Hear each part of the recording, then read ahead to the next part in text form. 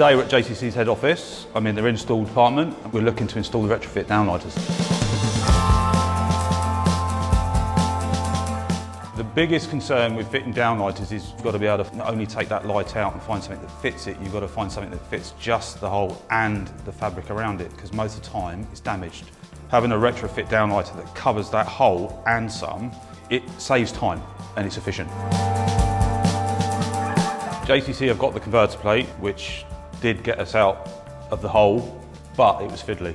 Not only have you got the light to contend with its own springs, you've then got to factor in the plate and its bigger springs. The pros of their retrofit downlight is that it's a complete unit. So it's one product, one fitting, with built-in springs, everything you need in one box.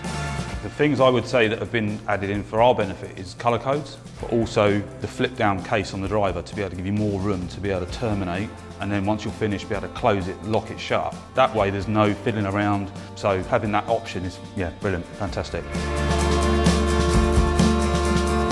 So JCC have obviously three options. Most downlighters are going to be cut out between 76mm and 85. It's the 85mm ones that we struggle with, so having a retrofit option for that is fantastic.